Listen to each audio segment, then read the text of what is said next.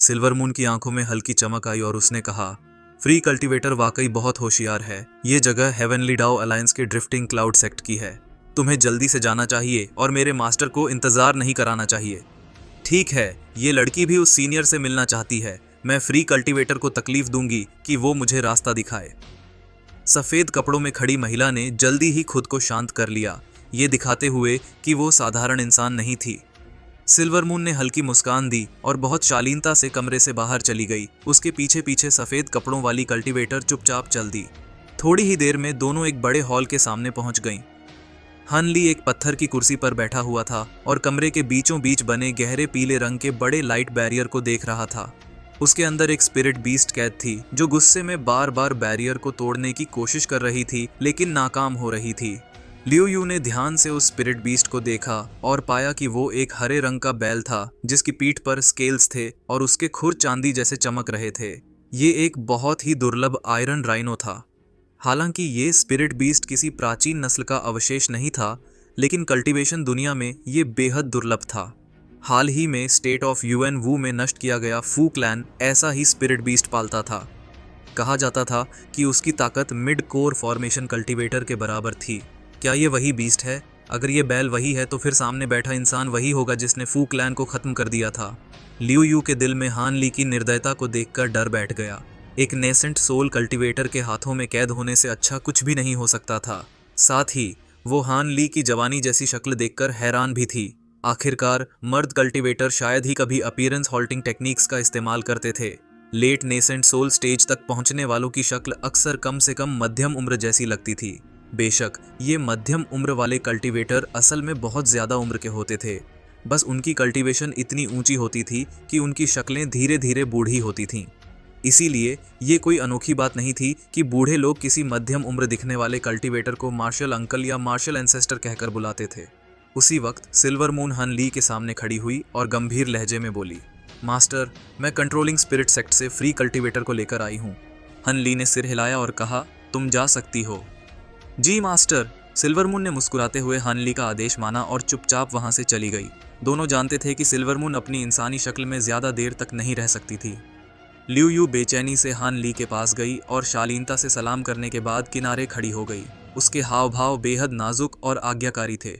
हान ली ने ठंडी नजर उस महिला पर डाली, फिर अपना ध्यान आयरन राइनो की तरफ किया। उसकी उंगली से बिजली की एक किरण निकली जिसने बैरियर को भेदकर सीधे स्पिरिट बीस्ट को जा मारा।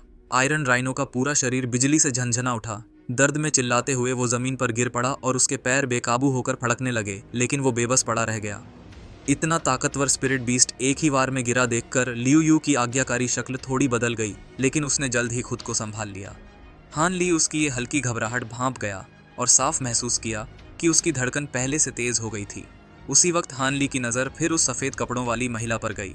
उसने शांत स्वर में पूछा, तुम्हारा नाम क्या है फ्री कल्टीवेटर, और तुम मेरा पीछा क्यों कर रही थी? ये समझ आता है कि डेविल फ्लेम सेक्ट और गोस्ट स्पिरिट सेक्ट मेरे पीछे लग सकते हैं, लेकिन मुझे याद नहीं कि मैंने तुम्हारे कंट्रोलिंग स्पिरिट सेक्ट को कभी उकसाया हो। हान ली का सवाल सुनकर लियू यू कुछ पल के लिए सन्न रह गई और उसके चेहरे के भाव बदल गए। उसने होंठ काटे और धीमी आवाज में बोली, सीनियर ने हमारे सेक्टी का वुड स्पिरिट नेसेंट पकड़ लिया है। ये छोटी सी औरत मजबूरी में आदेशों का पालन करते हुए आपके पीछे आई। अगर मुझसे कोई गलती हुई है तो आशा है आप मुझे माफ करेंगे। मैंने तो बस आदेशों का पालन किया। नेसेंट सोल कल्टीवेटर की ताकत को देखते हुए वो साफ समझ गई थी कि अगर उसने सच नहीं बताया तो हन ली उसकी आत्मा को सोल स्काउरिंग टेक्निक से टटोल सकता है, और अगर ऐसा हुआ तो उसकी आत्मा को भारी नुकसान होता और वो बेवकूफ़ बन जाती। हन ली ने भौहें सिकोड़ लीं और तुरंत उस छोटे राक्षसी साय को याद किया। वुड स्पिरिट नेसेंट, तुम उस हरे डीमन नेसेंट की बात कर रही हो? लियू यू ने कड़वी मुस्कान के साथ समझाया, हाँ वही स्पिरिट नेसेंट है। ये असल में हमारे कंट्रोलिंग स्पिरिट सेक्ट ने बहुत मेहनत और सावधानी से रिफाइन किया था। ये हमारे सेक्ट के लिए बेहद अहम है, लेकिन हमने सोचा भी नहीं था कि वो भाग जाएगा और आपके हाथों में पड़ जाएगा। हान ली की आंखों में हल्की चमक आई और वो ठंडे स्वर में बोला, रिफाइंड? मैंने तो सोचा था ये किसी डीमन स्पिरिट का अवतार है। खैर, ये छोटी चीज़ वाकई बहुत मुश्किल थी। अगर मैं वहाँ नहीं होता तो तुम्हारा ग्रुप इसे कभी संभाल नहीं पाता। लियू यू का चेहरा शर्मिंदा सा हो गया और वो कुछ कह नहीं पाई। हान ली ने उसके मन की बात भांप ली और सोचते हुए पूछा, तुम इतनी जल्दी इस स्पिरिट नेसेंट तक कैसे पहुंच गई? क्या तुम लोगों ने इसमें कुछ छुपा छुपाई की थी? अगर ऐसा है तो मुझे तो ये अपनी स्पिरिचुअल सेंस से पकड़ लेना चाहिए था। जूनियर रिपोर्ट करती है कि स्पिरिट नेसेंट पर कोई ट्रैकिंग रिस्ट्रिक्शन नहीं था, बल्कि मेरी सीनियर मार्शल सिस्टर और मैंने एक खास सीक्रेट टेक्निक कल्टीवेट की है जिससे हम दूर से वुड स्पिरिट नेसेंट की लगभग दिशा महसूस कर सकते हैं। इसीलिए हमारे मार्शल सीनियर ने हमें भेजा था, लेकिन ये दूरी पर भी निर्भर है। अगर वो लाखों किलोमीटर दूर हो तो हम दोनों उसकी मौजूदगी महसूस नहीं कर सकते। लियू यू ने न सिर्फ हान ली के सवाल का पूरा जवाब दिया, बल्कि खुद ही उससे जुड़ी अतिरिक्त जानकारी भी दे डाली। ये सुनकर हान ली ने सिर हिलाया। चाहे वो सच कह रही हो या नहीं, लेकिन उसका समझदारी से जवाब देना हान ली को पसंद आया। लेकिन उसका अगला सवाल लियू यू को हिला गया। जब तुम्हारे कंट्रोलिंग स्पिरिट सेक्ट ने इस स्पिरिट नेसेंट पर इतना खर्चा किया है तो ये जरूर बेहद उपयोगी होगा। क्यों ना तुम मुझे इसके बारे में बता दो। हान ली ने यह कहते हुए अपनी आंखें संकरी कर दी और ठंडी चमक के साथ उसे घूरने लगा। लियू यू का चेहरा हल्का सा हिचकिचाया, लेकिन हान ली की ठंडी नजरों से टकराते ही उसका दिल कांप गया और उसने मजबूरी में जवाब दिया, वुड स्पिरिट नासेंट वाकई वैसा ही है जैसा आप कह रहे हैं। अगर कोई कल्टीवेटर जिसके पास वुड स्पिरिचुअल रूट्स हो खास टेक्निक रिफाइन करे तो वो स्पिरिट नासेंट से फ्यूज हो सकता है और उसे अपना नेसेंट सोल बना सकता है। उसे खुद का नेसेंट सोल बनाने की जरूरत नहीं होगी और वो सीधे नासेंट सोल कल्टीवेटर की ताकत और क्षमताएं पालेगा। लियू यू ने ये बातें बिना झिझक बता दी। भले ही उसे पता था कि कंट्रोलिंग स्पिरिट सेक्ट लौटने पर उसे परेशानी झेलनी पड़ेगी, लेकिन वो जानती थी कि अगर उसने सच नहीं बताया तो उसकी जान नहीं बचेगी। ये नासेंट सोल कल्टीवेटर बिल्कुल भी औरतों पर दया खाने वाला नहीं था और इस वक्त उसे सिर्फ अपनी जान बचानी थी। हान ली उसकी बातों से चौंक गया, लेकिन खुद को शांत करने के बाद बोला, तो ऐसा तरीका भी है कि सीधे नासेंट सोल स्टेज में जाया जा सकता है। अगर ये सच है तो तुम्हारा कंट्रोलिंग स्पिरिट सेक्ट अब तक पूरे डेविल दाव को क्यों नहीं मिला चुका? हार्मोनियस बॉन्ड सेक्ट से नीचे रहने से उन्हें संतोष क्यों है? क्या इस सीक्रेट टेक्निक की कोई कमजोरी है? लियू यू ने मुलायम आवाज में कहा। सीनियर बिल्कुल सही देख रहे हैं। स्पिरिट नेसेंट बड़ी मात्रा में रिफाइन नहीं किए जा सकते। ये सीक्रेट टेक्निक बहुत पहले मिली थी, लेकिन स्पिरिट नेसेंट बनाना बेहद मुश्किल है। इसके मटेरियल्स बहुत दुर्लभ हैं और सिर्फ वे एल्डर्स जिनकी लाइफ स्पैन खत्म होने वाली हो वही कोशिश कर सकते हैं। रिफाइनमेंट के लिए मर चुके एल्डर्स के नासेंट सोल्स भी ज़रूरी होते हैं और 10 में से 9 बार नाकामी मिलती है। साथ ही फ्यूजन टेक्निक को चलाने के लिए 5 अलग अलग तत्वों के स्पिरिट नासेंट्स चाहिए, नहीं तो वो फेल हो जाएगी। हमारा कंट्रोलिंग स्पिरिट सेक्ट अब तक इन स्पिरिट नासेंट्स को इकट्ठा करता रहा है और सिर्फ 7 ही इकट्ठे कर पाया है। हमेशा से गोल्ड स्पिरिट नासेंट की कमी थी, लेकिन वो भी कुछ दशकों पहले मिल गया। इसलिए सेक्टी ने 10 कोर फॉर्मेशन कल्टीवेटर्स चुने जो इन स्पिरिट नासेंट्स के साथ फ्यूज होने के उम्मीदवार थे और उन्हें उससे जुड़ी सीक्रेट टेक्निक्स सिखाई गईं। आने वाले समय में उनमें से 5 को चुनकर फ्यूजन सेरेमोनी कराई जाएगी। हान ली के चेहरे पर तो कोई बदलाव नहीं था, लेकिन उसका दिल भीतर ही भीतर हिल गया। उसने ठुड्डी पकड़कर सोचना शुरू कर दिया। कुछ देर बाद उसने धीरे से कहा, चूंकि ये कल्टीवेटर शॉर्टकट से नासेंट सोल स्टेज में पहुंच रहे हैं, इसमें ज़रूर कुछ खामियां होंगी। हान ली को फील्ड कोर्स की याद आ गई। स्पिरिट नासेंट्स को पालना भी शायद उतना ही मुश्किल होगा। सीनियर सही कह रहे हैं। हालांकि मुझे बाकी खामियों के बारे में नहीं पता, लेकिन मैं इतना जानती हूँ कि जो कल्टीवेटर स्पिरिट नेसेंट से फ्यूज होता है उसकी life span core formation cultivator जितनी ही रहती है। वो अपना असली मौका खो देता है खुद का नासेंट सोल बनाने का। उसकी कल्टीवेशन भी ठहर जाती है और लाइफ स्पैन भी, लेकिन इसके बावजूद भी इसमें कई फायदे होते हैं। ये कहते हुए महिला ने ठान लिया कि अब सब कुछ बता ही दे। आखिरकार ज्यादा बताने से उसकी हालत और खराब नहीं होने वाली थी। औरत की बात सुनकर हान ली को उस वुड स्पिरिट नासेंट के बारे में काफी हद तक समझ आ गया जिसे उसने पकड़ा था। यह किसी हद तक उसके वीपिंग सोल बीस्ट जैसा ही था, एक स्पिरिचुअल ऑब्जेक्ट जो इंसानों द्वारा रिफाइन किया गया था। लेकिन उसकी खतरनाक प्रकृति साफ दिख रही थी, क्योंकि उसमें कल्टीवेटर की प्राइमल सोल को निगल जाने की ताकत थी। यह उसके पुराने वीपिंग सोल बीस्ट से बिल्कुल अलग था। हान ली का मन थोड़ा विचलित हुआ और उसने दूसरा सवाल छेड़ दिया, ये तुम्हारे 6 विंग्ड फ्रॉस्ट सेंटीपीड्स काफी दुर्लभ हैं। तुमने इन्हें कैसे पाया? तुम्हारी अभी की कल्टीवेशन के हिसाब से तो तुम्हारे लिए इतने प्राचीन वंश वाले कीड़े इस्तेमाल करना नामुमकिन होना चाहिए। क्या तुम्हारे मार्शल सीनियर्स या अंकल्स ने इस बारे में तुमसे कुछ पूछा नहीं? लियू यू थोड़ी हक्की बक्की रह गई और कुछ पल के लिए चौंक गई। उलझन में डूबी उसने हैरानी से जवाब दिया, तो सीनियर भी इन कीड़ों को पहचानते हैं? जूनियर को इनके अंडे एक प्राचीन कल्टीवेटर की छोड़ी हुई गुफा आवास में मिले थे। शुरू में तो मुझे लगा ये अंडे मर चुके हैं और अब नहीं फूटेंगे, लेकिन बाद में जब मैंने और ध्यान से देखा तो कुछ अंडे जिंदा निकले। मेरी सेक्टी के सीनियर्स ने कहा कि भले ही ये कीड़े बहुत प्राचीन जाति के हैं और पूरी तरह से बड़े होने पर असाधारण ताकत रखते हैं, लेकिन इन्हें पालना बेहद मुश्किल है। सही हालात हों तो भी इन्हें पूरी तरह बढ़ने में लगभग 1000 साल लग जाते हैं। इसीलिए कोई कल्टीवेटर इन्हें नहीं लेना चाहता था। जूनियर को लगा कि भले ही ये इन्फेंसी में हैं, फिर भी काफ़ी ताकतवर हैं। इसीलिए मैंने इन्हें रखने का फैसला किया। क्या सीनियर ने इन कीड़ों के बारे में इसलिए पूछा क्योंकि उन्हें इनमें दिलचस्पी है? लेकिन एक नेसेंट सोल कल्टीवेटर सिर्फ 1000 साल जी सकता है, तो क्या वो वाकई इतने समय और मेहनत इन 6 विंगड फ्रॉस्ट सेंटीपीड्स पर लगाएंगे? लियू यू लाख सोचने पर भी उलझी रही। हान ली ने उसकी ओर देखा और शांत भाव से कुछ ऐसा कहा कि औरत का दिल बैठ गया।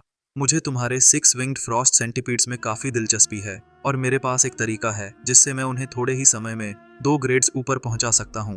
क्या फ्री कल्टीवेटर मेरे साथ सौदा करना चाहेगी?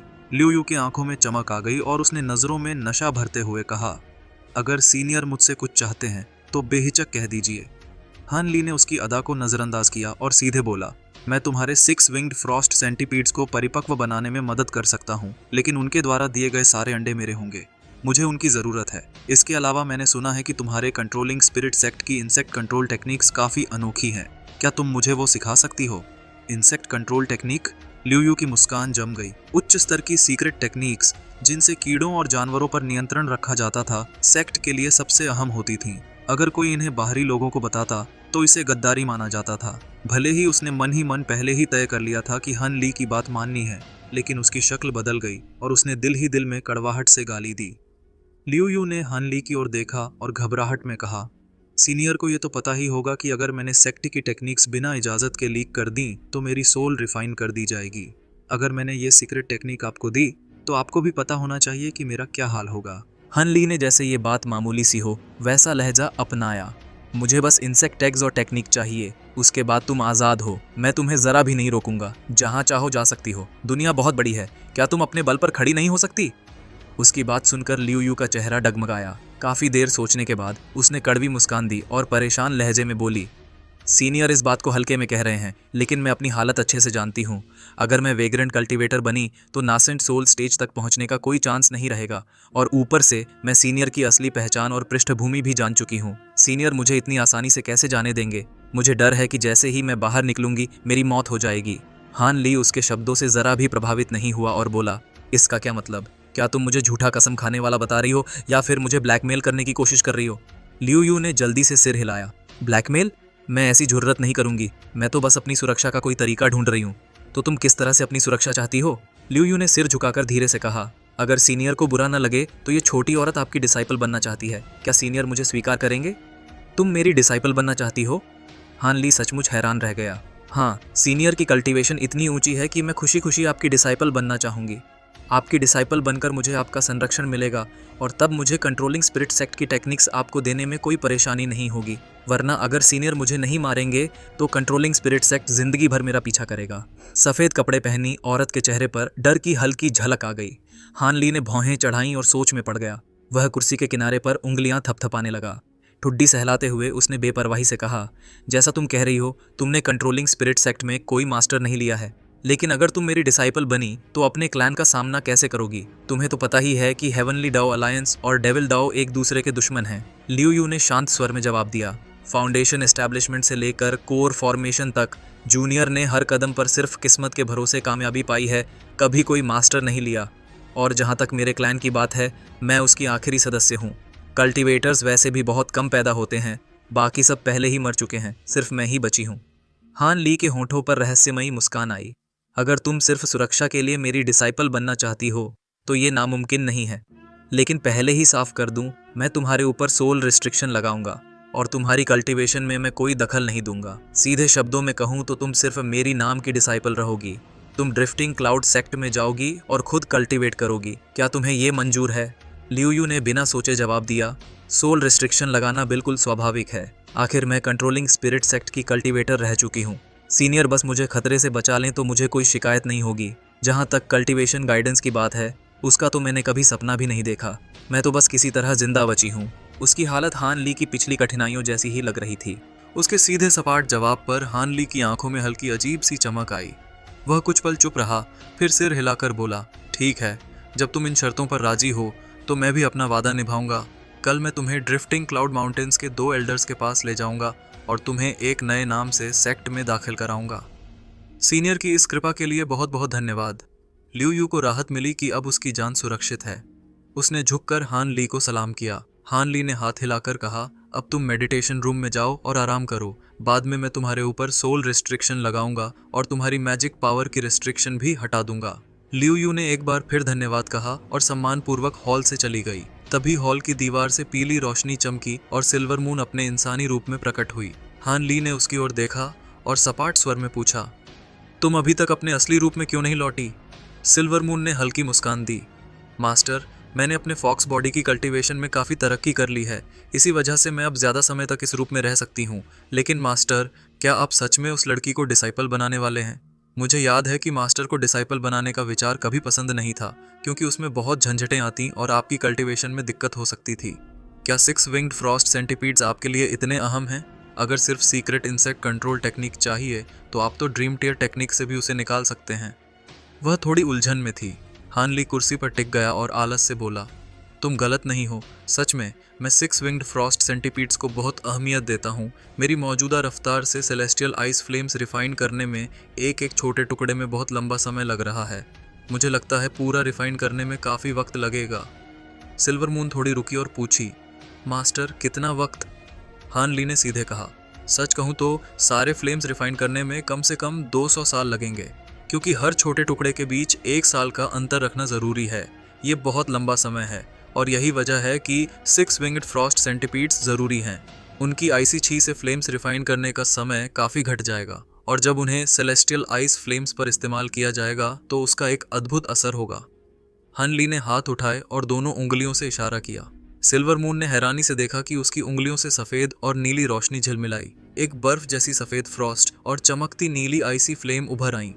दोनों उसकी उंगलियों से उठकर हवा में तैरने लगीं। सिल्वर मून चीख उठी, ये! हन ली ने शांत भाव से एक छोटा सा नीला छीका बादल फ्रॉस्ट और फ्लेम पर फूंका। दोनों तुरंत सितारों जैसी रोशनी में बदल गए और आपस में मिलने लगे। फिर अचानक एक दबा हुआ धमाका गूंजा और कमरा सफ़ेद नीली रोशनी से जगमगा उठा। उस नीले छी से एक छोटा सा वायलेट फ्लेम बर्ड निकला और पंख फड़फड़ाने लगा। वह बेहद खूबसूरत लग रहा था जब वह गोल गोल उड़ान भर रहा था। हन ली के चेहरे पर संतोष की झलक थी। उसकी आंखों की गहराई में भी हल्की उत्तेजना नजर आ रही थी। उसने कहा, सिल्वर मून, तुम्हें ओल्ड डेविल बोन सेज के सेक्रेड असुरा फ्लेम्स याद हैं? सिल्वर मून हैरान होकर चिल्लाई, द सेक्रेड असुरा फ्लेम्स? हाँ, मुझे याद है। ये वो डेविल फ्लेम है जिन्हें गोस्ट डाउ की सेक्रेड फ्लेम्स कहा जाता है। अगर बोन सेज ने सच में इन्हें रिफाइन कर लिया होता तो इस दुनिया में बहुत कम लोग होते जो उसका मुकाबला कर पाते। लेकिन जो फ्लेम्स तुमने अभी इस्तेमाल की वो उस दिन बोन सेज ने दिखाई फ्लेम्स जैसी बिल्कुल भी नहीं लगती। हान ली ने शांत भाव से कहा, बिल्कुल नहीं, ये सेक्रेड असुरा फ्लेम्स नहीं हैं। लेकिन भले ही मुझे इस फ्लेम की असली सच्चाई नहीं पता, इसकी ताकत साफ दिख रही है कि ये सेलेस्टियल आइस फ्लेम्स से कहीं ज़्यादा है। अगर मेरा अंदाज़ा सही है तो जब ये फ्लेम्स 6 विंग्ड फ्रॉस्ट सेंटीपीड्स की आइसी छी के साथ मिल जाएंगी तब इनकी ताकत इतनी बढ़ जाएगी कि सेक्रेड असुरा फ्लेम्स के बराबर हो जाएंगी। ये मैंने यूं ही संयोग से खोज लिया जब मैंने सेंटीपीड की आइसी छी को एब्जॉर्ब किया था। सच में बहुत किस्मत वाला संयोग था। ये कहते ही हान ली ने अपनी उंगली घुमाई और वो बर्ड उसकी हथेली में समा गया। सिल्वर मून पहले तो हैरान रह गई, लेकिन तुरंत ही उसके चेहरे पर खुशी छा गई। उसने झुककर सलाम किया और हसीन मुस्कान के साथ बोली, यह सर्वेंट अपने मास्टर को बधाई देती है। सेलेस्टियल आइस फ्लेम्स तो वो चीज़ थी जिसे साधारण नेसेंट सोल कल्टीवेटर्स छूने की भी हिम्मत नहीं करते। अब जब ये नई फ्यूज्ड डेविल फ्लेम्स तुम्हारे पास हैं मास्टर, तो तुम पूरे हेवनली साउथ पर राज कर सकते हो। हान ली ने सिर हिलाया और थोड़ी उदासी से बोला, पूरे हेवनली साउथ पर राज करना? ये शब्द बहुत बड़े हैं। मुझे नहीं पता कि हेवनली साउथ में कितने लेट नेसेंट सोल कल्टीवेटर्स हैं, लेकिन हर एक्सेंट्रिक के पास सैकड़ों साल का अनुभव है और अपनी अपनी घातक टेक्निक्स हैं। शायद उनमें से किसी के पास ऐसी कोई चीज़ हो जो मेरी डेविल फ्लेम्स को रोक सके। सिल्वर मून ने होंठ दबाए और बेफिक्री से बोली, मास्टर, ज़्यादा ही विनम्र बन रहे हो। इस दुनिया में ऐसा शुभ संयोग कैसे हो सकता है कि कोई तुम्हारी डेविल फ्लेम्स को रोक पाए? हान ली मुस्कुराया और बोला, ये बात इतनी आसान नहीं है। गोल्ड डिवाउरिंग बीटल्स भले ही बहुत ताकतवर और रेयर इंसेक्ट्स हैं, लेकिन ब्लड जेड स्पाइडर्स उनसे कई गुना छोटे रैंक पर होने के बावजूद उन्हें रोक सकती हैं। अगर मैं ऐसे कल्टीवेटर से टकराऊं जिसे इन बीटल्स का पता हो और जिसके पास जेड या वुडन ट्रेजर्स हों, तो ये बीटल्स मेरे लिए नुकसानदायक साबित हो सकते हैं। इसी तरह ज़रूर कोई चीज़ होगी जो इन डेविल फ्लेम्स को भी रोक सके। इस दुनिया में ऐसा कोई ट्रेजर या टेक्निक नहीं है जो हमेशा अनबीटेबल हो। सिल्वर मून ने हंसते हुए कहा, मास्टर वाकई बहुत सावधान और होशियार हैं। तुम्हारी बातों से लग रहा है कि तुम पहले से कई किलिंग मूव्स तैयार करना चाहते हो ताकि कोई तुम्हें रोक न पाए। हन ली ने धीमे स्वर में आगे कहा, मैंने पहले कभी डिसाइपल नहीं लिया क्योंकि मेरी कल्टीवेशन बहुत कम थी और मैं हमेशा इधर उधर भटकता रहता था। ऐसे में डिसाइपल रखना बोझ जैसा होता। लेकिन अब जब मैं ड्रिफ्टिंग क्लाउड सेक्ट में स्थिर हो गया हूँ तो मेरे लिए अपनी इन्फ्लुएंस तैयार करना जरूरी है। कल्टीवेशन दुनिया में अपनी शक्ति सबसे अहम होती है, लेकिन अकेले खड़ा होना बेहद खतरनाक और असुविधाजनक है। कम से कम इससे मुझे उपयोगी जानकारी तो मिलती रहेगी, जैसे कि कोई मुझे पहले से नहीं बता पाया कि 2 साल बाद स्टेट ऑफ यू में एक ट्रेड मीट होने वाली है। वो दोनों एल्डर्स मुझे आखिरी पल में जरूर बता देते, लेकिन तब तक मैं तैयारी नहीं कर पाता। और जहां तक लियू यू की बात है, भले ही उसकी कल्टीवेशन बहुत ऊंची नहीं है, लेकिन वो सिर्फ चुपचाप कल्टीवेट करने वालों में से नहीं लगती। ड्रिफ्टिंग क्लाउड सेक्ट में आने के बाद वो बिना मेरे कहे ही अपनी इन्फ्लुएंस बनाने की पूरी कोशिश करेगी। सिल्वर मून ने मुस्कुराते हुए कहा, उसके ऊपर सोल रिस्ट्रिक्शन लगी है, इसलिए जब तक उसकी कल्टीवेशन मास्टर से आगे नहीं निकलती वो तुम्हें धोखा नहीं दे पाएगी। उसकी इन्फ्लुएंस तो वैसे भी तुम्हारी ही इन्फ्लुएंस होगी। ये किसी ऑर्डिनरी डिसाइपल से कहीं ज्यादा फायदेमंद है। हान ली ने सिल्वर मून की तरफ देखा और ठंडे स्वर में कहा, यह जानना तुम्हारे लिए अच्छा है। इसके बाद हान ली ने आयरन राइनो की ओर देखा। वो स्पिरिट बीस्ट अब मुश्किल से उठ पाया था, लेकिन उसकी आक्रामकता काफी कम हो गई थी।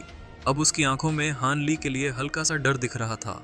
हान ली ने कहा, भले ही ये स्पिरिट बीस्ट मेरे लिए बहुत काम का नहीं है, लेकिन क्योंकि ये किसी क्लैन का है, मैं इसे एक मैजिक टूल से सीधे कंट्रोल कर सकता हूँ। मैं इसे ट्रेड करके अच्छे मटेरियल्स ले सकता हूँ। तुम इसे ट्रेन करके स्पिरिट बीस्ट रूम में बंद कर देना। जब स्टेट ऑफ यू में ट्रेड मीट होगी तब देखूंगा कि इसे रेयर मटेरियल्स के बदले में बदल सकता हूँ या नहीं। अब मैं लियू यू पर सोल रिस्ट्रिक्शन लगाने जा रहा हूँ।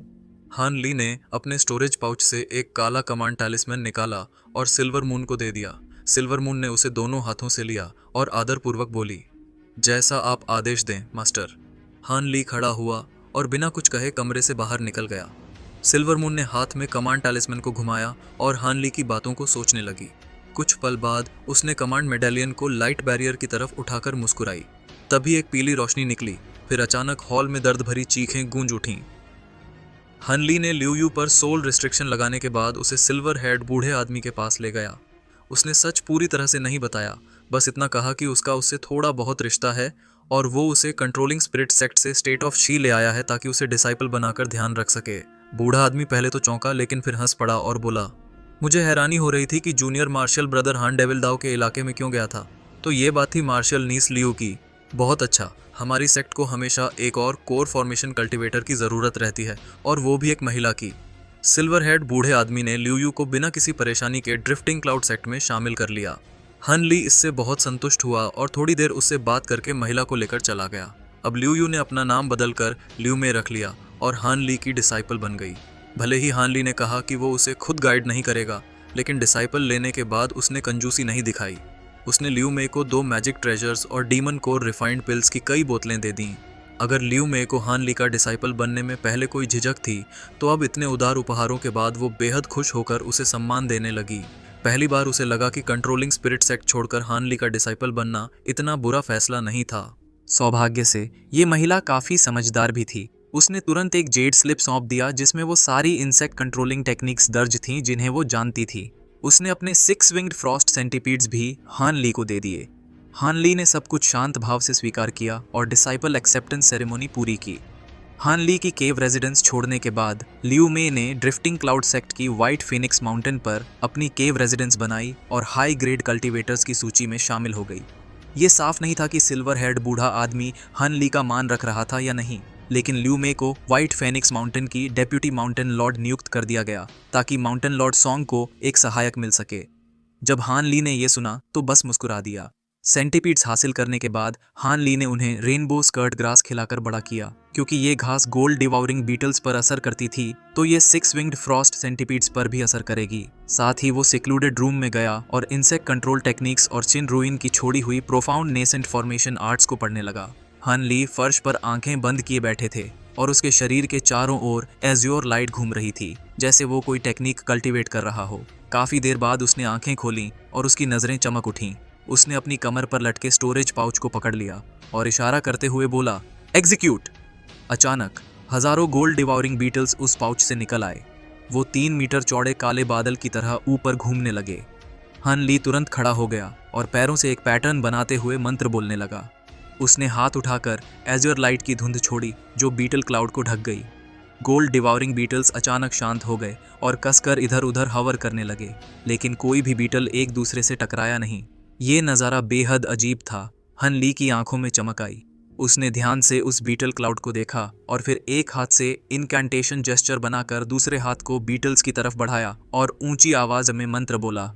बीटल क्लाउड से एज़्योर लाइट चमकी और वो अचानक हान ली पर टूट पड़े। अगले ही पल बीटल्स ने हान ली को घेर लिया और पागलों की तरह उसके चारों ओर घूमने लगे, एक अभेद्य बैरियर बनाते हुए। हान ली मुस्कुराया, लेकिन जल्दी ही मंत्र बोलते बोलते उसकी मुस्कान गायब हो गई। तभी बीटल क्लाउड अचानक हान ली पर धावा बोल दिया और तेज एज़्योर लाइट का विस्फोट हुआ। जब वो रोशनी मिट गई तो हान ली के शरीर पर एक आर्मर चमक रहा था। उस पर गोल्ड, सिल्वर और ब्लैक के साधारण डिजाइन बने हुए थे। आर्मर से एज़्योर लाइट चमक रही थी और वो बेहद मजबूत दिख रहा था। हान ली के चेहरे पर मुस्कान फैल गई। उसने उस आर्मर को छूकर महसूस किया। वो इतना मुलायम और चिकना था जैसे उसमें कोई खामी ही ना हो। हान ली ने धीरे से आह भरी और बोला, बुरा नहीं, मैंने कभी सोचा भी नहीं था कि हेवन वॉइड हॉल से आया ये आइडिया कि बीटल्स को आर्मर की तरह इस्तेमाल किया जाए सच में काम कर जाएगा। कंट्रोलिंग स्पिरिट सेक्ट वाकई इंसेक्ट कंट्रोल टेक्निक्स में अपने नाम के लायक है। ये मेरी सोच से कहीं ज़्यादा ताकतवर है। इंसेक्ट कंट्रोल टेक्निक्स को कल्टीवेट करना मुश्किल नहीं था और हन ली की करंट कल्टीवेशन और समझ के हिसाब से वो आसानी से इन्हें सीख गया। फिर भी ये सीक्रेट टेक्निक्स ने हान ली की सोच को काफ़ी बढ़ा दिया और कीड़े मकोड़ों को अटैक के लिए डायरेक्ट करने के कई तरीके वाकई में दिलचस्प और गजब लगे। खासकर इंसेक्ट आर्मर टेक्निक ने उसे अपनी पहले की सोची हुई बातों पर अमल करने का मौका दिया। पहले वो ब्लैक टेंटेड गोल्ड डिवाउरिंग बीटल्स को सिंपल चीज़ों जैसे ब्लेड वगैरह के रूप में कॉन्सेंट्रेट कर पाता था, लेकिन बैटल आर्मर जैसी कॉम्प्लिकेटेड चीज़ बनाना उसके बस से बाहर था। ये बहुत मुश्किल काम था, लेकिन जेड स्लिप में मिली इंसेक्ट आर्मर टेक्निक से उसने सिर्फ 1 महीने में स्किलफुली बैटल आर्मर कंडेंस करना सीख लिया। हन ली बहुत खुश था। उसका यकीन था कि जिसने भी ये टेक्निक बनाई होगी उसके पास भी गोल्ड डिवाउरिंग बीटल्स जैसे सख्त और मजबूत इंसेक्ट्स रहे होंगे, जिनकी डिफेंसिव पावर असली आर्मर टाइप ट्रेजर्स से कम नहीं थी। और ऊपर से ये टेक्निक ज़्यादा जानी पहचानी नहीं थी क्योंकि इंसेक्ट कल्टीवेटर्स बहुत ही कम थे। हान ली के हाथों में ब्लैक टेंटेड गोल्ड डिवाउरिंग बीटल्स की अविश्वसनीय ड्यूरेबिलिटी और उनकी खास ट्रांसफॉर्मेशन एबिलिटीज़ के साथ ये टेक्निक उससे ऐसा बैटल आर्मर बनवा सकती थी जो उसके लिए एकदम सही और ज़बरदस्त डिफेंसिव एबिलिटी वाला था, जो आम आर्मर से कहीं बेहतर था। इसके अलावा जब उसके प्योर गोल्ड डिवाउरिंग बीटल्स पूरी तरह मैच्योर हो जाएंगे और वो इंसेक्ट कंट्रोल टेक्निक्स में और निपुण हो जाएगा, हान ली को पूरा भरोसा था कि वो बीटल्स और भी शानदार आर्मर में बदल पाएंगे। ये सोचकर कि एक दिन गोल्ड डिवाउरिंग बीटल्स पूरी तरह इवॉल्व हो जाएंगे, हान ली अपनी एक्साइटमेंट रोक नहीं पा रहा था। कुछ देर बाद आखिरकार हान ली शांत हो गया। उसने अपने आर्मर को हल्के से सहलाया और उस पर स्पिरिचुअल छी की एक सांस फूंकी। आर्मर तुरंत बिखरकर बीटल्स की क्लाउड में बदल गया और हान ली के आदेश पर स्पिरिट बीस्ट पाउच में लौट गया। हान ली फिर जमीन पर क्रॉस लेगेड बैठ गया और अपने स्टोरेज पाउच से एक एज़्योर जेड स्लिप निकाला जो शिन रुइन ने छोड़ा था। उसने उसे दोनों हाथों से पकड़ा और आंखें मिचकाकर अपनी स्पिरिचुअल सेंस उसमें डुबो दी। अभी उसने एंशिएंट फॉर्मेशन स्पेल्स को छोड़ दिया और जेड स्लिप के अंत में मौजूद प्रोफाउंड नेसेंट फॉर्मेशन आर्ट्स को ढूंढ लिया। ये टेक्निक प्राचीन काल के एक अनजान डेविल डाउ कल्टीवेटर ने बनाई थी। न सिर्फ इसके इनकैंटेशंस गहरे और रहस्यमयी थे, बल्कि इसमें छुपे हुए मायने भी बहुत समृद्ध थे। हान ली हर शब्द को बड़े ध्यान से पढ़ने लगा। आधा साल बीतने के बाद हान ली को इस टेक्निक की काफ़ी गहरी समझ हो गई। इससे वो उस प्राचीन कल्टीवेटर के प्रति बहुत रिस्पेक्ट और ऑ महसूस करने लगा जिसने ये टेक्निक बनाई थी। ये टेक्निक सच में राइचस डाओ की 3 ट्रूथ्स सेवरेंस आर्ट से थोड़ी बहुत मिलती जुलती थी, लेकिन ये कितना मेल खाती थी ये हान ली नहीं जानता था क्योंकि राइचस डाओ की इस सबसे गुप्त टेक्निक तक उसकी पहुंच नहीं थी। फिर भी साफ था कि यह टेक्निक पूरी तरह एक्सटर्नल इनकारनेशन टेक्निक से अलग थी। ये हेवन डिफाइंग टेक्निक सच में इंसान को उसका दूसरा इनकारनेशन देती थी। जब ये टेक्निक पूरी तरह कल्टीवेट हो जाती तो इंसान के पास एक अलग और इंडिपेंडेंट नेसेंट सोल होता। हालांकि इसमें मास्टर सर्वेंट जैसा रिश्ता रहता, लेकिन अगर एक का अंत हो जाए तो दूसरा जिंदा रह सकता था। बस अगर मेन नेसेंट सोल का नाश हो जाए तो सेकेंडरी नेसेंट सोल को वाइटैलिटी में बड़ा नुकसान उठाना पड़ता, लेकिन समय के साथ वो मेन नेसेंट सोल की जगह ले सकता था। और अगर सेकेंडरी नेसेंट सोल नष्ट हो जाए तो मेन नेसेंट सोल पर कोई असर नहीं पड़ता था। हन ली को और भी ज्यादा उत्साह इस बात से हुआ कि दूसरा नेसेंट सोल किसी सुपीरियर कल्टीवेटर की लाश में डालकर एक इनकारनेशन बना सकता था। जब इनकारनेशन पूरा हो जाता तो वो सचमुच मेन बॉडी से अलग अस्तित्व बन जाता। अगर उसकी मेन बॉडी मर भी जाए तब भी हान ली जिंदा रह सकता था जब तक उसका इनकारनेशन जिंदा है। आखिरकार दोनों बॉडीज के पास वही मेमोरीज और इमोशंस होते। ये टेक्निक उस समय से बिल्कुल अलग थी जब हान ली ने क्रूकेट सोल को फील्ड कोर इनकारनेशन बनाया था। क्रूकेट सोल तो बस एक पपेट था जिसे हान ली अपनी प्राइमल सोल के एक छोटे हिस्से से कंट्रोल करता था। उसके पास ना अपनी भावनाएं थीं, ना कोई स्वतंत्र शक्ति, और क्रूकेट सोल को हान ली की स्पिरिचुअल सेंस की रेंज में रहना पड़ता था, वरना हान ली का कंट्रोल खत्म हो जाता। लेकिन प्रोफाउंड नेसेंट फॉर्मेशन आर्ट से बना इनकारनेशन पूरी तरह अपने आप रह सकता था, चाहे डिस्टेंस कितना भी हो। वो खुद की तरह स्वतंत्र रूप से काम करता जैसे कोई और कल्टीवेटर हो। ये पढ़ते हुए हान ली का खून ठंडा पड़ गया, लेकिन जब उसने रिस्ट्रिक्शंस और फ्लॉज पढ़े तो उसकी एक्साइटमेंट तुरंत गायब हो गई, जैसे ठंडे पानी की बाल्टी उस पर डाल दी गई हो। एक नेसेंट सोल कंडेंस करना ही बहुत कठिन था और दूसरा बनाना तो नामुमकिन जैसा था। आम कल्टीवेटर्स को अपनी कोर तोड़कर नासेंट सोल बनाने में सदियां लग जाती थीं। दूसरा नासेंट सोल कल्टीवेट करने के लिए दूसरी कोर तोड़नी पड़ती, जो नामुमकिन था। एक ही तरीका था, किसी और कल्टीवेटर का नासेंट सोल छीनकर उसकी कॉन्शियसनेस मिटा दी जाए, फिर उसे अपनी स्पिरिचुअल सेंस से एसिमिलेट कर लिया जाए ताकि वो अपना नासेंट सोल बन जाए। हालांकि जेड स्लिप में यह तरीका लिखा हुआ था, लेकिन यह बेहद खतरनाक और बहुत कम सफलता वाला काम था। और अगर किसी तरह यह काम हो भी जाए तो एसिमिलेशन प्रोसेस उससे भी ज़्यादा खतरनाक था। जब तक वो नासेंट सोल बस सीज किया हुआ होता, उसे फोर्सफुली एसिमिलेट करते वक्त हमेशा यह खतरा रहता कि कहीं टारगेट नेसेंट सोल उसकी स्पिरिचुअल सेंस को ही डिवावर ना कर ले। हाँ, अगर कामयाब हो जाए तो इंसान के पास दूसरा नेसेंट सोल और उसके सारे फायदे मिल जाते। और अगर किसी को एक कदम और आगे बढ़कर इनकारनेशन बनाना होता तो उसे बस एक सूटेबल कॉर्प्स ढूंढना होता और सेकेंडरी नेसेंट सोल से उसे पोजेस कराना होता। जितना ज़्यादा पावरफुल शरीर होता उतना ही अच्छा। अगर वो बॉडी किसी नेसेंट सोल कल्टीवेटर की हो तो सेकेंडरी नेसेंट सोल उसकी सारी ताकत पूरी तरह इस्तेमाल कर सकता था। लेकिन किसी नेसेंट सोल कल्टीवेटर को मारना कोई आसान काम नहीं था, ये बहुत मुश्किल था, और हान ली जैसी ताकतवर हस्ती भी अपनी क्षमता पर शक कर रहा था। इसके अलावा प्रोफाउंड नेसेंट फॉर्मेशन सफल हो भी जाए तो भी चिंता खत्म नहीं होती। इनकारनेशन बैकलैश का हमेशा खतरा बना रहता था। इनकारनेशन मानो खुद का दूसरा रूप रिफाइन करना होता है। वक्त बीतने के साथ दोनों के इमोशंस और मेमोरीज में फ़र्क आना तय था। इनकारनेशन यहाँ तक कोशिश कर सकता था कि वो मेन बॉडी पर कंट्रोल कर ले। खासकर अगर इनकारनेशन मेन बॉडी से ज़्यादा ताकतवर बन गया तो वो अपने खास कनेक्शन का फ़ायदा उठाकर मेन बॉडी को बांध भी सकता था और पोजीशंस उलट सकती थीं। इसीलिए हालांकि इनकारनेशन बहुत दूर तक जाकर काम कर सकता था, लेकिन उसे कभी भी ज़्यादा दूर न भेजना बेहतर था। हर कुछ समय पर प्रोफाउंड नेसेंट फॉर्मेशन आर्ट्स का यूनिफिकेशन टेक्निक करना ज़रूरी था, ताकि दोनों सोल्स के इनर डीमंस खत्म हो जाएं और प्राइमल सोल्स एक हो जाएं, जिससे मेन सोल का कंट्रोल इनकारनेशन पर और मजबूत हो। वैसे इनकारनेशन बैकलैश के अलावा इनकारनेशन की अपनी कुछ कमजोरियां भी थीं, लेकिन वो उतनी बड़ी नहीं थीं। असल में जब दूसरा नेसेंट सोल हासिल हो जाता तभी प्रोफाउंड नेसेंट फॉर्मेशन आर्ट्स का इनिशियल सक्सेस स्टेज पूरा माना जाता था, और बिना दूसरा इनकारनेशन बनाए भी इंसान को बैटल में ज़बरदस्त फ़ायदा मिल जाता। दूसरा नेसेंट सोल अलग अलग ताकतवर एबिलिटीज़ इस्तेमाल कर सकता था और सर्वाइवल चांस को बहुत बढ़ा देता था, बिना किसी बैकलैश के खतरे के। हान ली का चेहरा गंभीर हो गया जब उसने इस कल्टीवेशन आर्ट के फ़ायदे और नुकसानों का तौल मोल किया।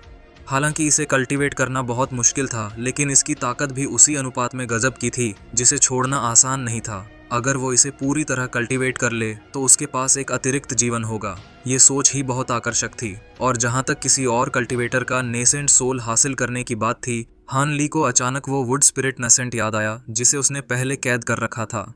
हान ली ने भौहें सिकोड़ लीं और अपने स्टोरेज पाउच से जेड बॉक्स निकाला। उसने उसे हल्के से सहलाया और लंबे समय तक चुपचाप बैठा रहा। उसने ल्यू में से वुड स्पिरिट नेसेंट की कुछ उत्पत्ति के बारे में सुना था और जानता था कि ये साधारण नेसेंट सोल से अलग था, लेकिन साथ ही ये भी सही था कि कंट्रोलिंग स्पिरिट सेक्ट की 5 एलिमेंट स्पिरिट नेसेंट्स टेक्निक में प्रोफाउंड नेसेंट फॉर्मेशन टेक्निक से कुछ समानताएं थीं। चूंकि इस स्पिरिट नेसेंट को कोर फॉर्मेशन कल्टीवेटर के साथ फ्यूज़ करना था, तो वुड स्पिरिट नेसेंट को दूसरा नेसेंट सोल बनाना भी उसी सिद्धांत के तहत संभव होना चाहिए था। वैसे भी हान ली के पास इस वुड स्पिरिट नेसेंट का कोई और इस्तेमाल नहीं था, तो एक बार कोशिश करने में हर्ज नहीं था। जहाँ तक इसका कॉन्शियसनेस इरेज करने और उसे सीज करने का सवाल था, वो हान ली के लिए मुश्किल नहीं होना चाहिए था, क्योंकि उसके पास कई ट्रेजर्स और उसकी शक्तिशाली स्पिरिचुअल सेंस मौजूद थी। असली समस्या तो उस फॉर्मलेस नेसेंट सोल को एसिमिलेट करने में थी। अगर इसमें कोई गड़बड़ हो गई तो उसे मजबूरन अपनी स्पिरिचुअल सेंस का वो हिस्सा काटना पड़ेगा जो नेसेंट सोल में फंसा हुआ होगा, जिससे उसकी सोल को बड़ा नुकसान पहुंचेगा। और ये कहना मुश्किल था कि कहीं इसका असर उसकी बुद्धि और दिमाग पर स्थायी रूप से ना पड़ जाए। ये सोचते हुए हान ली के चेहरे पर झिझक और हिचकिचाहट के भाव आ गए। हान ली ने पूरे दिन अपने हाथ में पकड़े जेड बॉक्स को घूरने के बाद लंबी सांस ली और धीरे धीरे उसे वापस स्टोरेज पाउच में रख दिया। फिर उसके हाथों से एक एजर रोशनी चमकी और वही एजर जेड स्लिप फिर से प्रकट हो गई। क्या उसे रिस्क उठाकर दूसरा नेसेंट सोल रिफाइन करना चाहिए? उसने ये फैसला तब तक टालने का सोचा जब तक वो प्रोफाउंड नेसेंट फॉर्मेशन आर्ट्स की इनकेंटेशंस को पूरी तरह समझ न ले। ये मामला खतरनाक और बेहद कठिन था, इसलिए सावधानी बरतना ही बेहतर था। मन पक्का करके उसने अपनी स्पिरिचुअल सेंस जेड स्लिप में डाली और ऑब्लिवियसनेस की अवस्था में चला गया। हनली से ज्यादा दूर नहीं, सिल्वर मून अपनी सिक्लूडेड रूम में शांति से कल्टीवेशन कर रही थी। बाकी सारे छोटे मोटे काम हनली के एप पपेट संभाल रहे थे। समय तेजी से बीत गया और एक और साल गुजर गया। एक दिन 2 रोशनियां, एक एजर और एक सफेद, हान ली की केव रेजिडेंस की ओर उड़ती आईं। इन रोशनियों के भीतर 2 परछाइयां दिखाई दीं। ये ड्रिफ्टिंग क्लाउड सेक्ट के 2 एल्डर्स थे, एक चांदी के बालों वाला बूढ़ा आदमी और एक पीले चेहरे वाला मध्यम आयु का आदमी। हान ली के रेजिडेंस के चारों ओर लगी रिस्ट्रिक्शंस को पूरी ताकत से काम करता देखकर दोनों ने एक दूसरे को देखकर मुस्कुराया।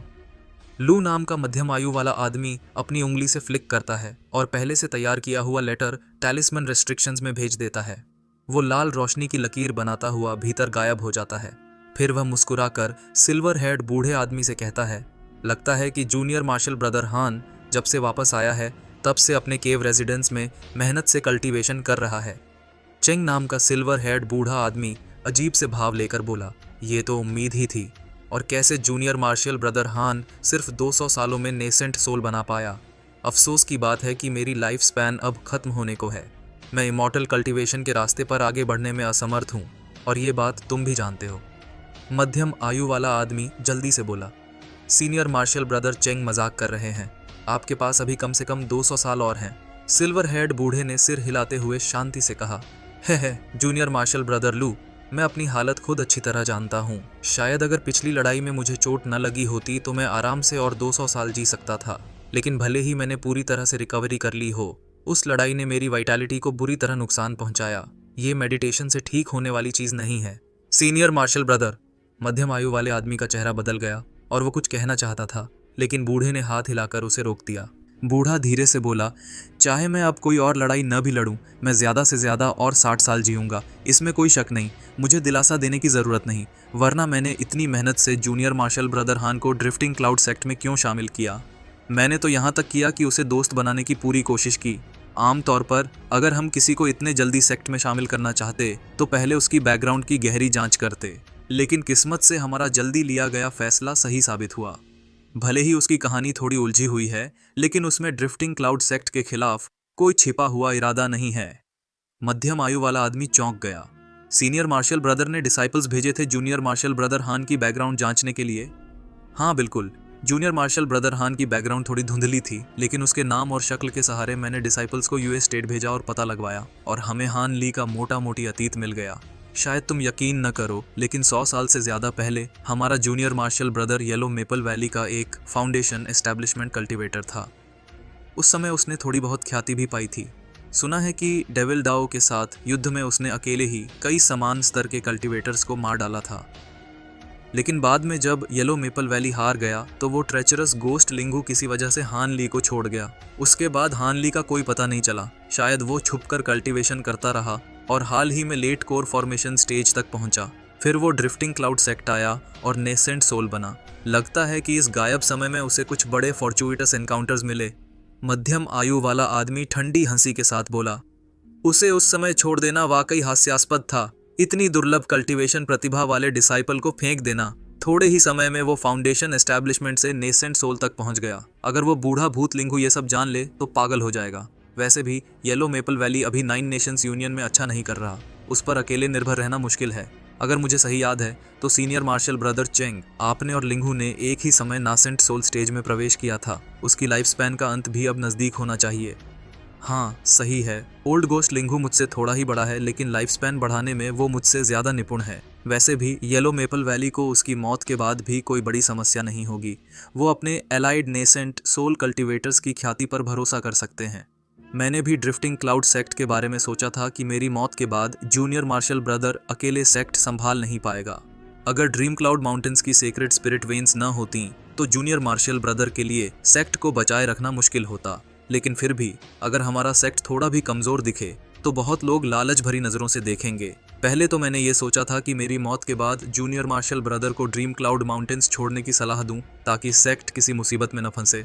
लेकिन अब जूनियर मार्शल ब्रदर हान हमारे साथ है तो स्थिति बदल गई है। भले ही जूनियर मार्शल ब्रदर हान ऐसा कल्टीवेटर लगता है जो पूरी तरह इमॉर्टल दाव के पीछा करने में मग्न है और सेक्ट मामलों में ज्यादा दिलचस्पी नहीं रखता, मुझे इससे राहत मिलती है। जब तक हम उसे अपने पक्ष में बनाए रखते हैं हमारा सेक्ट अगले 1000 साल तक बेफिक्र रह सकता है। बूढ़े ने अपनी दाढ़ी मरोड़ते हुए ऐसे कहा जैसे उसके पास पहले से कोई योजना हो। मध्यम आयु वाले ने थोड़ी हिचकिचाहट के बाद चिंता जताई। लेकिन जूनियर मार्शल ब्रदर हान भले ही कल्टीवेशन जीनियस हो, उसकी उम्र बहुत कम है और उसने अभी अभी नेसेंट सोल कंडेंस्ड किया है। पता नहीं उसकी स्किल्स वाकई स्तर के बराबर हैं या नहीं।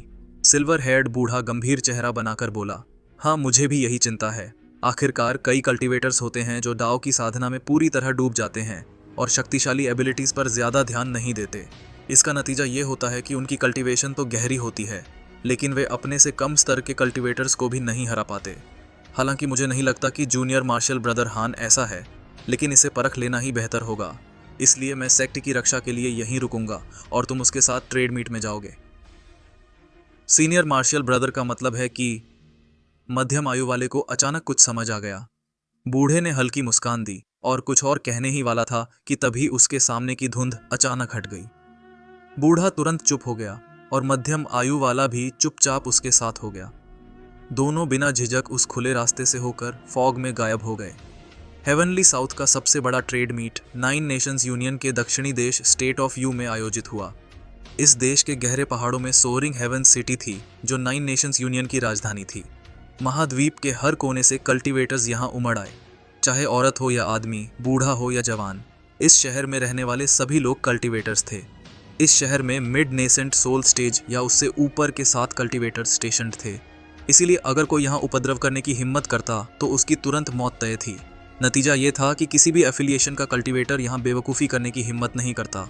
ट्रेड मीट शुरू होने से 2 महीने पहले 9 नेशंस अलायंस ने ग्रेटर लाइट एक्सटिंग्विशिंग फॉर्मेशन नाम की मशहूर स्पेल फॉर्मेशन एक्टिवेट कर दी ताकि शहर की रक्षा सामान्य रिस्ट्रिक्शंस की जगह उससे की जा सके। कुछ कल्टीवेटर्स पहले ही बेचैनी या और वजहों से शहर में आ चुके थे, इसलिए वहाँ पहले से ही स्टॉल्स लग गए थे। कल्टीवेटर्स आपस में ट्रेड करने लगे थे।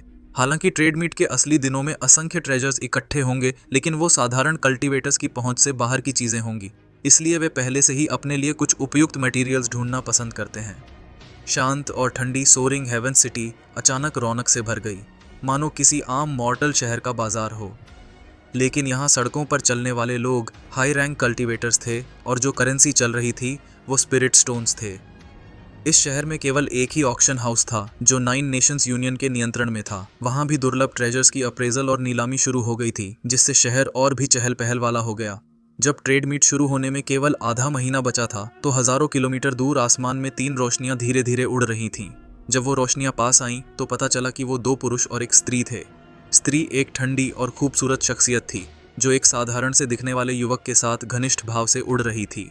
उनके साथ तीसरा आदमी था, नीली रोब पहने मध्यम आयु का व्यक्ति, जिसके कपड़े हवा में ऐसे लहरा रहे थे मानो उसकी शख्सियत साधारण न हो। दोनों आदमी हान ली और एल्डर लू थे जो स्टेट ऑफ शी से आए थे, और जहां तक उस खूबसूरत औरत की बात है वो हान ली की रखैल मू पेलिंग थी।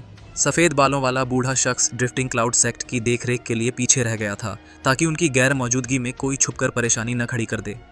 उस बूढ़े शख्स के हिसाब से वो अब तक इस बड़े व्यापारिक मेले ट्रेड मीट में करीब 8 बार हिस्सा ले चुका था और इस बार उसके पास कोई ऐसी सामग्री नहीं थी जिसकी उसे ज़रूरत हो। इसलिए उसने यह मौका अपने छोटे जूनियर मार्शल ब्रदर्स को देना ठीक समझा।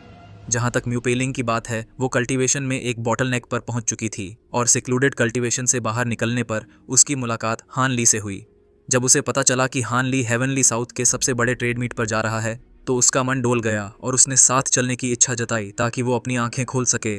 आखिरकार अगर वो कोर फॉर्मेशन तक नहीं पहुंच पाती तो शायद यही उसका अकेला मौका होता इस तरह के मेले में हिस्सा लेने का। हान ली स्वभाव से कठोर इंसान नहीं था और उसे ये यात्रा ज़्यादा खतरनाक भी नहीं लगी, इसलिए उसने हामी भर दी। आखिर लंबी यात्रा में एक खूबसूरत साथी का होना किसे बुरा लगता है। बेशक ड्रीम क्लाउड माउंटेन्स की बाकी 3 सेक्ट्स के कल्टीवेटर्स के अपने अपने दल भी ट्रेड मीट की ओर रवाना हुए थे, लेकिन हान ली उन जूनियर्स के साथ सफ़र करने को तैयार नहीं था, इसीलिए वो उनसे पहले ही स्टेट ऑफ यू के लिए निकल गया। उन्होंने वो रास्ता चुना जो राइचस और डेविल दाव के देशों से बचकर जाता था, और इस तरह वो तीनों आसानी से नाइन नेशंस यूनियन की सीमा में पहुंच गए। उस वक्त हान ली इधर उधर के माहौल को ध्यान से देख रहा था। बीच बीच में कुछ कल्टीवेटर्स भी गुजरते थे, लेकिन जैसे ही उनकी स्पिरिचुअल सेंस एल्डर लू और फिर हान ली तक जाती, उनके चेहरे पर हैरानी आ जाती और वो तुरंत रास्ता बदल देते ताकि किसी मुसीबत में न फंसे। हान ली और एल्डर लू अपनी कल्टीवेशन छुपा नहीं रहे थे, और जब कोई भी कल्टीवेटर दो नेसेंट सोल कल्टीवेटर्स को साथ यात्रा करते देखता तो वो डर के मारे तुरंत दूसरा रास्ता पकड़ लेता। शुरुआत में म्यू पेलिंग को ये सब अजीब लगा, लेकिन जल्द ही ये उसके लिए आम नज़ारा बन गया। जैसे जैसे वे आसमान में आगे बढ़ते रहे, एल्डर लू ने हान ली की तरफ देखकर नरमी से कहा, ये ट्रेड मीट हर 100 साल में एक बार होता है। पहले ये ट्रेड मीट राइचस और डेविलिश डाओ के बीच बारी बारी से स्टेट्स ऑफ तियन लो और फेंगडो में आयोजित होता था।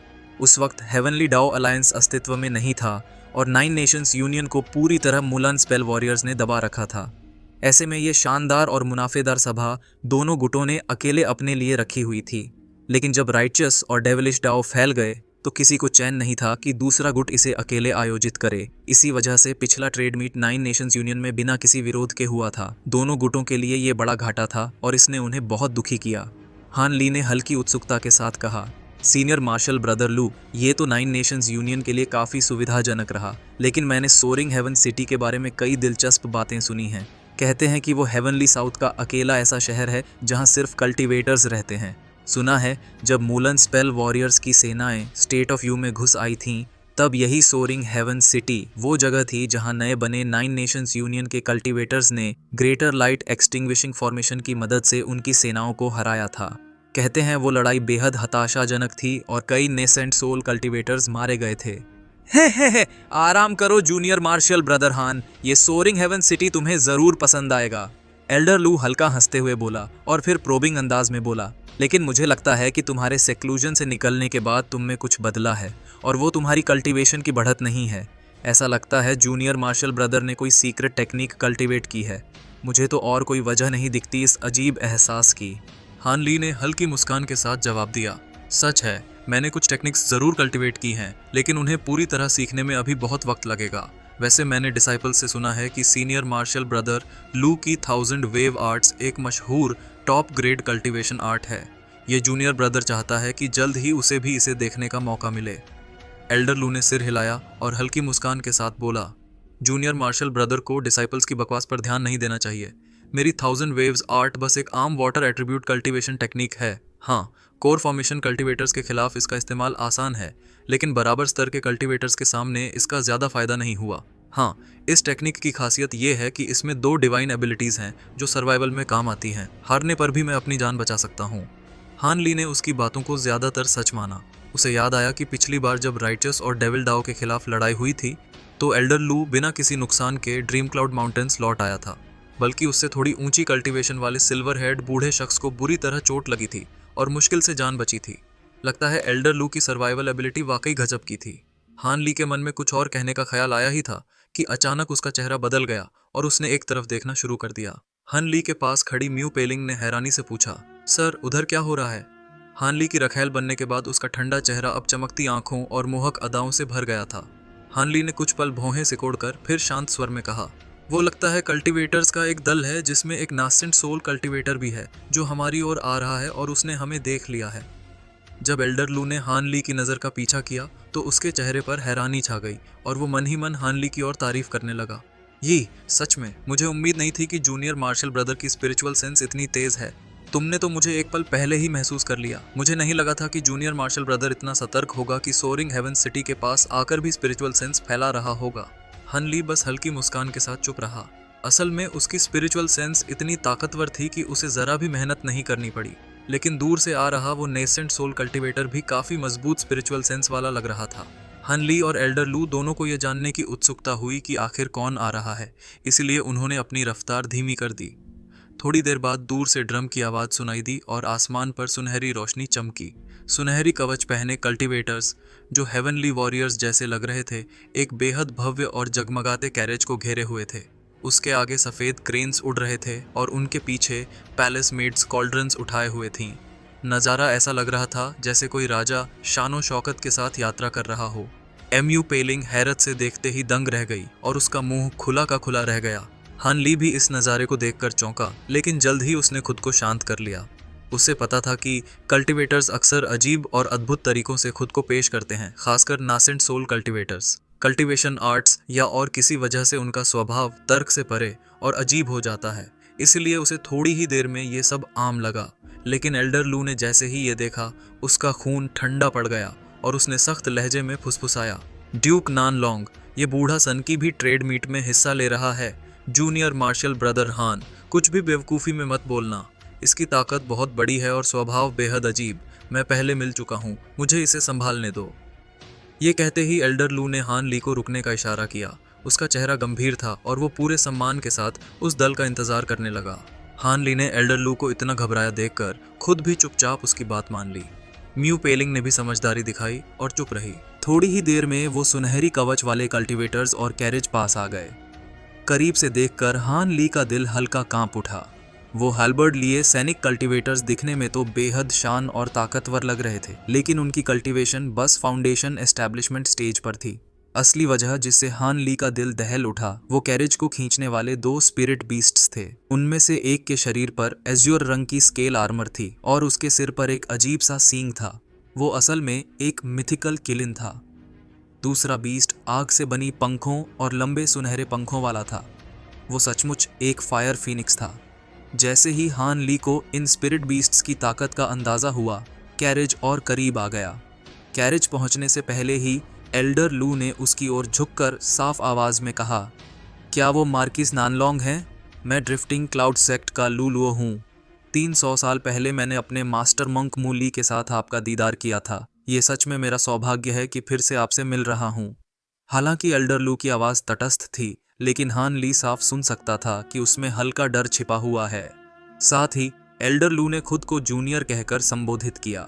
वो विशाल कैरेज सुनहरी धुंध की एक परत में छिपा हुआ था, लेकिन जैसे ही एल्डर लू ने उसे नमस्कार किया, ड्रम बजना अचानक बंद हो गया।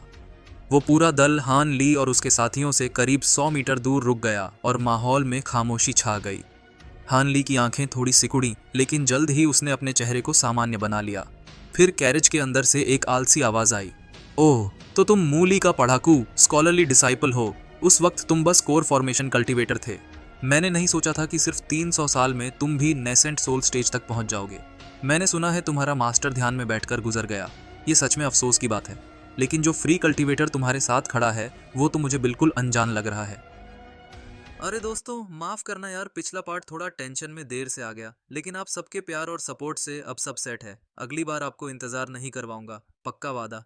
मीता सा सब